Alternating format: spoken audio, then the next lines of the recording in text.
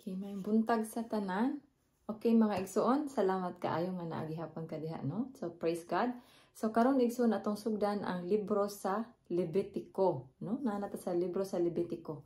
So, mao na siya ang ikatulo ka libro gikan sa Genesis, Exodo, unya Levitico. So, atong gipasunod ni para ato ang hopefully, no, mabasa nato ang tibuok Bible, Old and New Testament. So, karon na nata sa Levitico, chapter 1. Pero before ang chapter 1, gusto na ko basahon ang introduction or pasiuna sa Levitico, no? Okay, so, mag-ampo sa tanong before ta magsugod. Hallelujah, dalaygon og mahimayaon na mga Dios. Salamat kayo nga niini nga takna, Lord. Ikaw ginamong ginaimbitahan, samtang kami Ginoo magasugod og basa sa libro sa Levitico, Ginoo.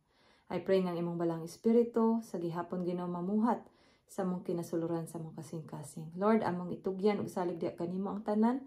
Tungod kay Lord, wala gid kami arang mahimo kung wala ikaw. Usa Lord, have your way God. Karong taknaa ug sa matag adlaw sa mong kinabuhi, mahimaya ka. Even Lord katong manan-aw ani nga video, I pray ka magapanalangin usab ngadto kanila o Dios. Dalaygon ka Lord.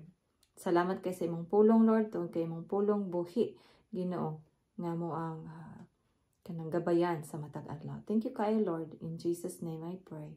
Amen, no? Amen. Praise God.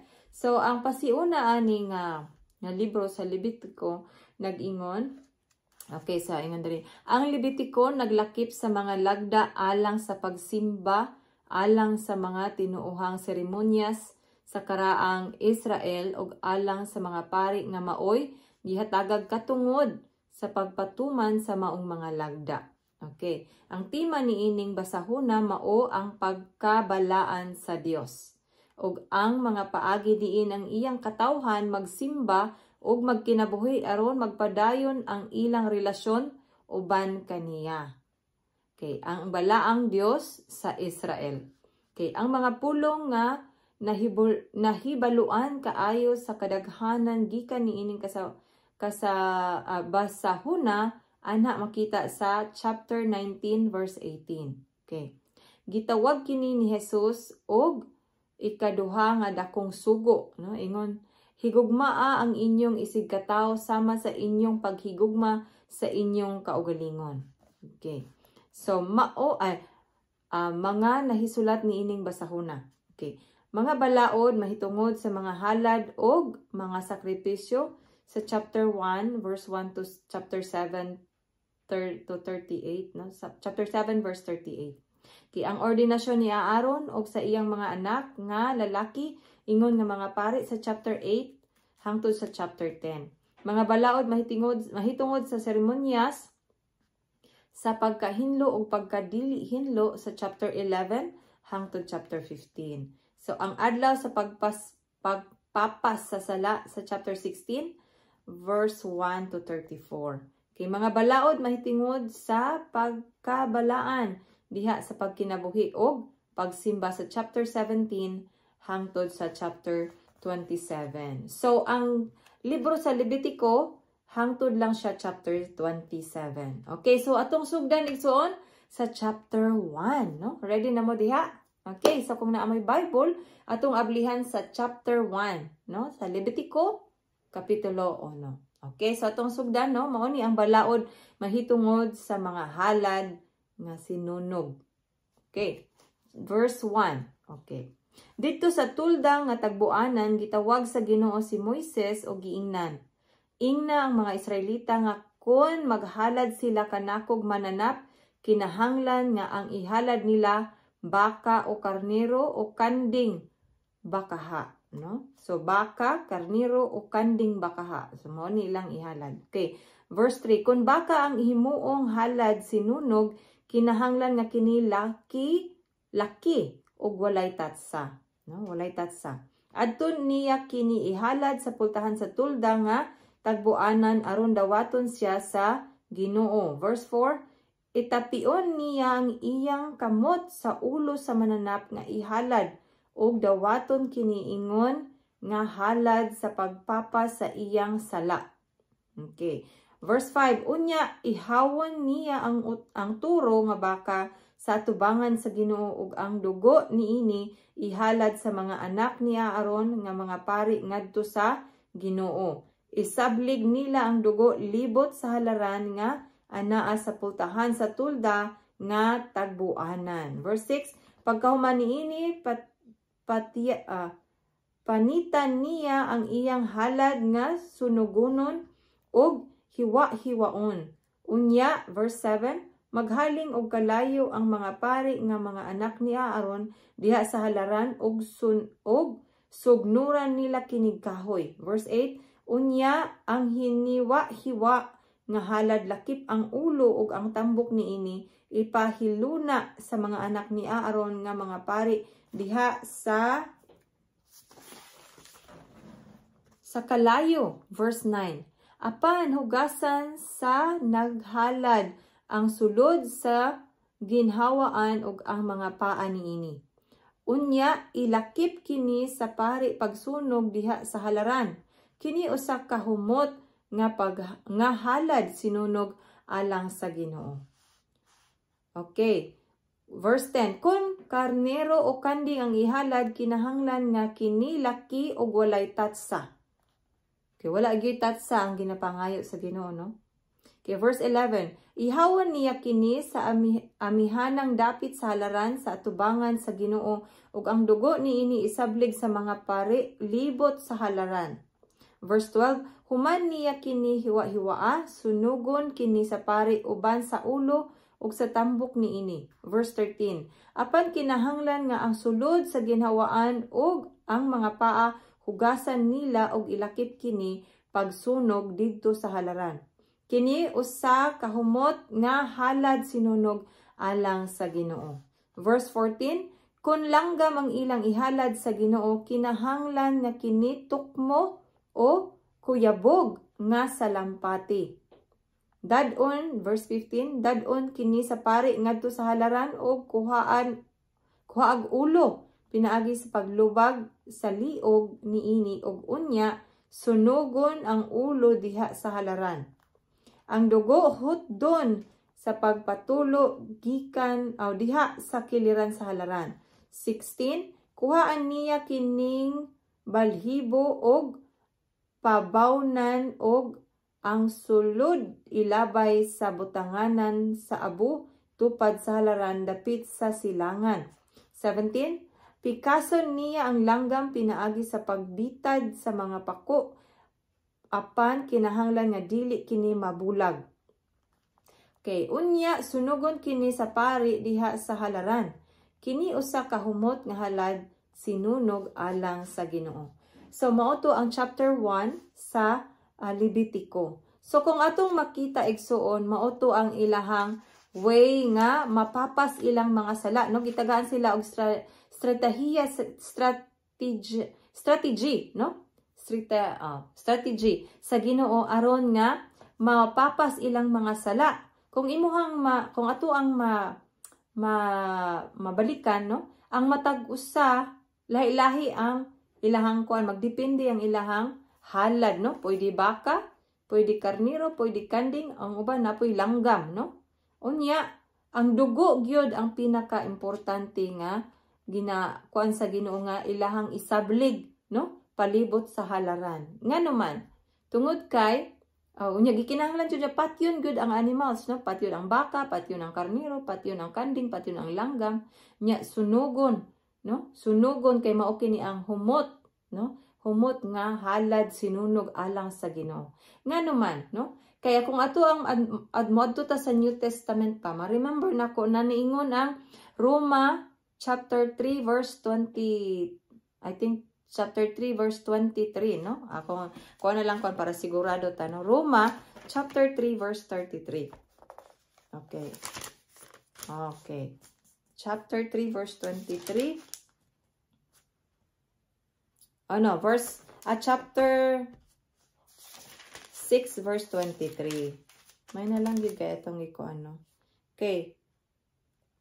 Okay, ingon diri, kay ang bayad sa pagpakasala mao ang kamatayon.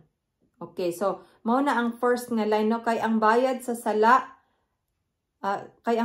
pagpakasala mao ang kamatayon, apan ang gasa sa Dios mao ang kinabuhing walay katapusan nga anaa kang Kristo Jesus nga atong Ginoo. Sa Roma chapter 6 verse 23 na siya igsuon, no? Kung atong makita ang first nga line niingon ang bayad sa pagpakasala mao ang kamatayon. So mao na nga na requirements ang Ginoo diri sa Levitico, no? Levitico chapter 1 kung unsaon nga mapapas ilang mga sala. Kinahanglan yun na naipatyon, no? Kay ang bayad sa pagpakasala, kamatayon.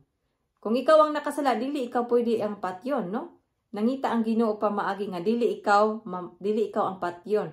Kung dili ang diri sa Levitico sa Old Testament mga hayop, no? Pero pag abot sa New Testament, mauna nga si Hesukristo na ang nahimong ato ang bayad sa atong sala. Kay siya mismo ang nag-volunteer, no? Nga mo replace sa ato ang part. Kay unta maski gud kita ang patyon dili man gyud ta kabayad sa atong mga sala, no? Ang katong mga halad nga katong mga baka, kanding, karnero o langgam, dili to siya kausaran nila ilahang himuon, no? Kung atong mabasa pa ang mga unahan nga mga chapter, okay, atuan ang mahibaluan, no? So atong padayunon ang chapter 2, no? But before sa chapter 2, ako sang basahon po ang Roma chapter 3 verse 23. Okay, sa Roma 3 verse 23, niingon nakasala ang tanan og nahilayo sa himaya sa Dios.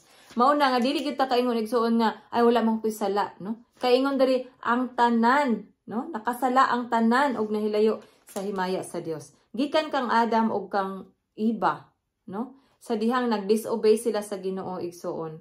Kitang tanan, no? Bisag katong wala pa na anak nga mga bata, naka-inherit na nga kitang tanan gyud nakasala ug nahilayo ta sa himaya sa Dios, no? So mauna nga kinahanglan jud nato ang kanang manluluwas nato, no? Manluluwas. Unya sa New Testament dili na mga kanang mag-offer wala na tay mag-offer og mga animals. Pero layo-layo pa man to, no? Pero ako siyang gisagbit igsoon kay connected kaayo siya, no? Kaning mga animals diri sa Old Testament naghatag na nato picture ba, no? Picture in the kanang kumbaga future nga mahitabo sa New Testament nga naa gyud siya ihalad para ang sala mapapas, no? Dili gyud siya pwede nga murag sorry na lang nga i-thank you murag ana all. Sa Old Testament kailangan gyud siya og something nga naiihalad. And even sa New Testament kailangan siya naiihalad, dili gyud siya pwede kaya mao na ang law sa Ginoo, no? Ug mao to nga pagtanaw sa Ginoo nga wala man gyud bisag kinsa sa kalibutan nga pwede ihalad nga once and for all lang ba, no? Kay diri sa Old Testament ingnon ta kay igsoon sa kuno nang gingon no atong mabasahan diya karon nga dili lang sila kausa mo hatag, no? Every year maghimo sila ni ana makausa para mapapas ilang sala, no? Okay, but anyway, taas-taas na no baro. Atuan na siyang mabaluan the more nga magbasa ta sa pulong sa Ginoo. So tong ipadayon ang chapter 2, no?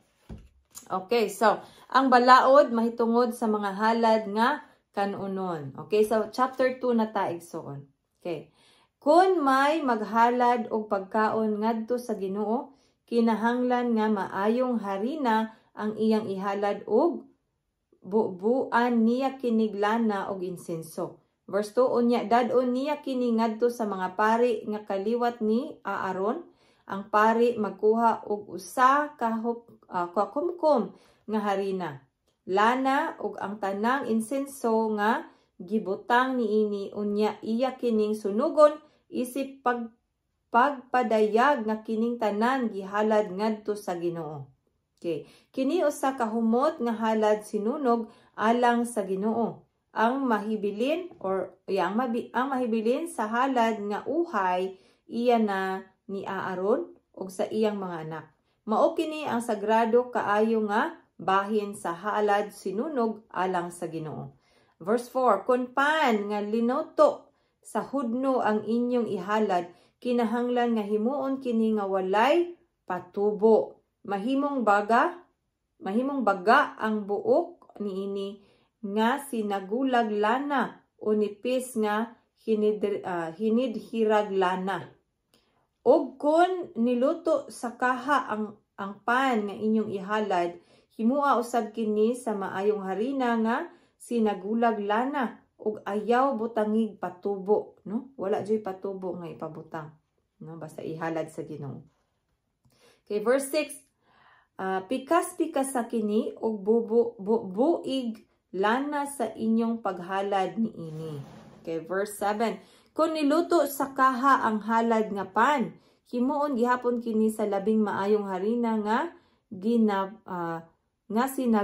sinagulag lana. Verse 8. Dad-ang ngadto sa Ginoo ang halad nga linuto, inig kadawat niini sa pari.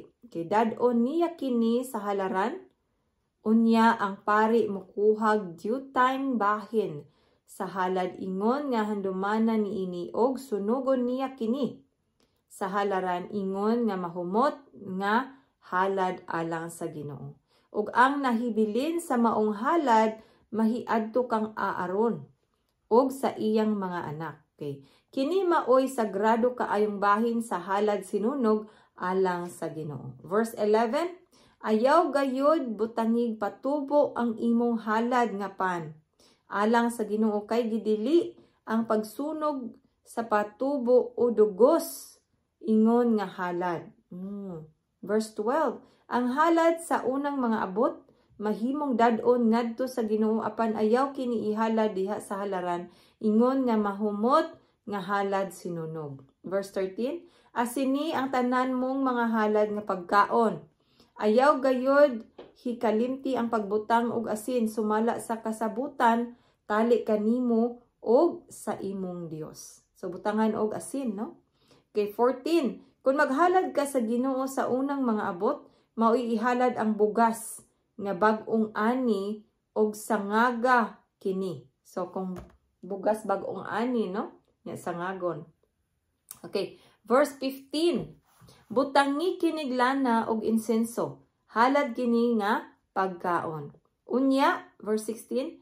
Magsunog ang pari og jutay nga bahin sa bugas ug sa lana lakip ang insenso nga maoy silbing magpadayag nga kini halad nga pagkaon alang sa Ginoo.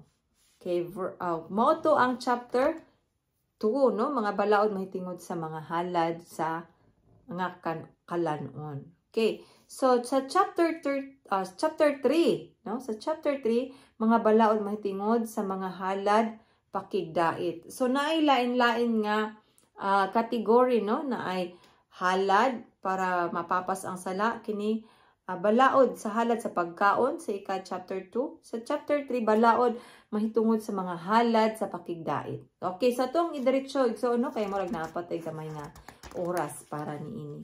Okay, so sa chapter 3, kay ingon diri sa verse 1, kung may maghalad sa Ginoo og halad sa pakigdait unya baka ang iyang ihalad, laki o bayi kinahanglan nga kini walay tatsa. Verse 2, itapion niya ang iyang kamot sa ulo sa mananap og ihawon niya kini sa pultahan sa tulda nga tagbuanan. Ang dugo niini isablig sa mga pari nga anak ni Aaron libot sa halaran. Og kuhaon ang tambok nga nagputos sa tinai og sa rinyon. Kining mga bahina lakip ang duha ka rinyon ang tambok sa batang ug ang atay maoy sunugon ingon nga halad alang sa Ginoo. Okay, sunugon kini sa mga pari diha sa halaran uban sa mga halad nga sunugonon. Humot kini nga halad alang sa Ginoo. Okay, verse 6, kung ang iyang ihalad sa pagpakigdait ngadto sa Ginoo karnero o kanding, kinahanglan nga walay gayoy tatsa ang iyang ihalad. Laki man kini o bayi, no? 7, kung karnero ang iyang ihalad, dadon niya kini sa atubangan sa Ginoo. Verse 8, itapion niya ang iyang kamot sa ulo niini og ihawon niya kini sa atubangan sa tulda nga tagbuanan og ang mga pari nga kaliwat ni Aaron maoy mosablig sa dugo libot sa halaran. Okay, verse 9, ang tambok sa mananap, ang tibuok tambok nga ikog nga puukon gayud pagputol, ang tambok nga nagputos sa mga sulod sa ginhawaan lakip ang tambok sa tinai mismo. Verse 10, ug ang duha ka rinyon uban sa tambok sa bat-ang ingon man ang atay maoy himuong halad sinunog. Okay, verse 11, sunugon kining tanan sa pari diha sa halaran ingon nga halad nga pagkaon nga sunugonon alang sa Ginoo. Okay, verse 12, kung kanding ang iyang ihalad dadon niya kini sa atubangan sa Ginoo og itapion niya ang iyang kamot sa ulo niini. Ihawan niya kini sa atubangan sa tulda nga tagbuanan og ang mga kaliwat niya aron ang mga pari maoy musablig sa dugo niini libot sa halaran. Okay, verse 14. Unya ihalad niya ingon nga halad sinunog alang sa Ginoo ang tambok nga nagputos sa sulod sa ginhawaan lakip ang tambok nga nagputos sa tinai. Verse 15. Ang duha ka rinyon lakip ang tambok sa bat-ang ingon man ang atay. Sunugon, verse 16, sunugon kining tanan sa pari diha sa halaran ingon nga mahumot nga halad nga pagkaon. Ang tanang tambok iya sa Ginoo. Verse 17, bisan diing dapita kamo magpuyo, gidili kaninyo ang pagkaon og tambok og sa dugo. Balaod kini nga walay katapusan alang sa tanan ninyong kaliwatan. So, mauni ang balaod. Balaod sa walay katapusan. So, meaning, walay katapusan, hangtod ni sa hangtod, no? Nga dili ta pwede mo kaog tambok og dugo. Oh, hallelujah. Praise the Lord. So, glory to God, no? So, igsoon, salamat kaayo nga naalang gihapon ka diha, no? Maukad to ang chapter 3 sa Levitico. So, igsoon, thank you kaayo nga karong adlaw, no? Gibahina na to og kahigayunan ang Ginoo sa pagpaminaw sa iyang mga pulong ug karon atong nahuman ang Levitico chapter 1, chapter 2 ug chapter 3. Salamat kayo igsoon sa walay puas nga pagpadayon og paminaw sa pulong sa Ginoo. Dalaygon ang Dios sa walay katapusan. Igsoon, magkita na pud ta sa sunod higayon. Thank you kaayo. Dalaygon ang Dios.